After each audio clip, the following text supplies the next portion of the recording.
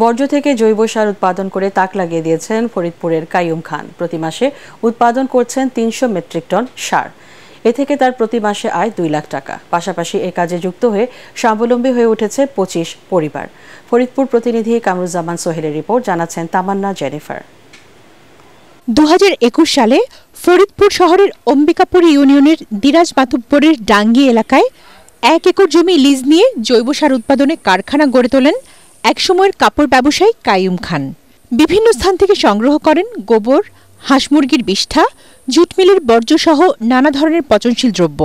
প্রতি ৫ ton বর্জ্যে ১ KG Trichoderma দিয়ে ৪০ থেকে ৪৫ দিন স্তূপ করে রাখার পর ক্রাশ মেশিনের মাধ্যমে তা মিশ্রণ করা হয়।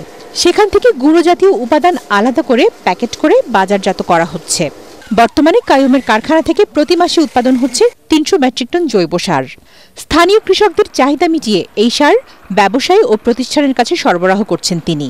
রাসায়নিক দিতে আমরা রাসায়নিক খাইতে মানুষ খুব অসুস্থর পথে চলে যেতেছে। এটা চিন্তা করে মানুষ মাটির কথা চিন্তা করে আমি এই পথে আসি এবং আমি 100% ন্যাচারাল সার উৎপাদন করি এবং আমার দিন যাইতেছে চাহিদা ব্যাপক হারে বাড়তেছে। প্রতিনিয়ত বাড়ছে জৈব সারের চাহিদা। কৃষকরা রাসায়নিক সারের বদলে স্বল্প মূল্যের জৈব সার জমিতে ব্যবহার করে ভালো ফল পাচ্ছেন।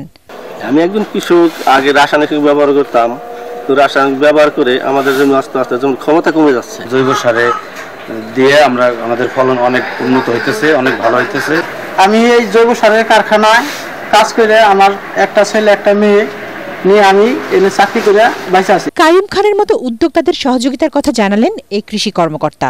এরকম কাইয়ুমের মতো চাই যে আরো কিছু উদ্যোক্তা তৈরি হোক, যাদেরকে আমরা সার্বিক হেল্প করব এবং আমাদের ফরিদপুরে রাসায়নিক সারের